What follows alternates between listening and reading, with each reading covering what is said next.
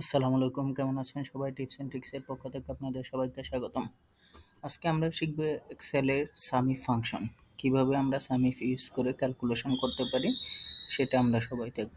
আসেন দেখি আমরা কিভাবে সামিফ ফাংশন ইউজ করে ক্যালকুলেশন করতে পারি। আচ্ছা, এইখানে সামিফ ফাংশনের জন্য আমি দেখেন ফর্মুলাটা দিয়েছি আপনাদের সুবিধার জন্য। সামিফে প্রথম আমাকে রেঞ্জ সিলেক্ট করতে হবে। যেমন আমি কি বের করতে চাচ্ছি, যেমন আমি এখানে যদি টাইপ বের করি তাহলে এই রেঞ্জটা সিলেক্ট করতে হবে। তারপরে কি বলেছে ক্রাইটেরিয়া, কি ক্রাইটেরিয়া মানে আমি কোনটা সিলেক্ট, যেমন এখানে আমি গ্রাস, ফায়ার, ওয়াটার, এটা আমার ক্রাইটেরিয়া, সুতরাং এইখানে সিলেক্ট করতে হবে। আর আমি কোন রেঞ্জটা সাম করতে চাচ্ছি, কোনটা যোগ করতে চাচ্ছি, যেমন আমি এই রেঞ্জ যোগ করতে চাচ্ছি, এখান থেকে গ্রাস করে কত হবে সেটা বের করতে চাচ্ছি, ফায়ার কত টোটাল সেটা বের করতে চাচ্ছি, ওয়াটার কত টোটাল সেটা বের করতে চাচ্ছি। তাহলে আমাকে এইখানে সাম রেঞ্জ করতে হবে। তাহলে আমরা দেখি কিভাবে আমরা করব।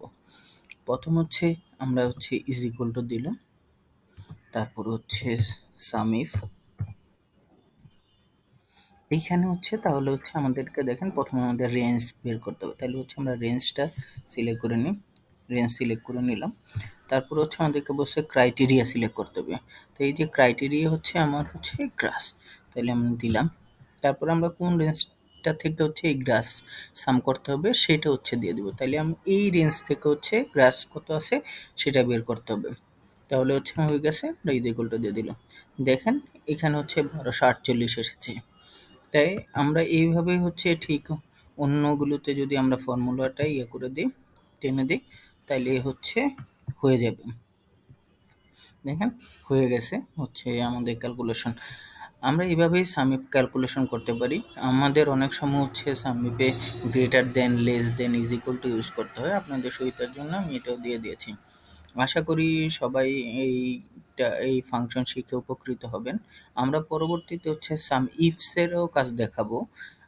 আশা করি আমাদের সাথে থাকবেন, টিপস এন্ড ট্রিক্সের সাথে থাকবেন, বেশি বেশি করে সাবস্ক্রাইব করবেন। আর আপনার পরিচিত জনদেরকেও সাবস্ক্রাইব করতে বলবেন, শেয়ার দিতে বলবেন। সবাই ভালো থাকবেন। আসসালামু আলাইকুম।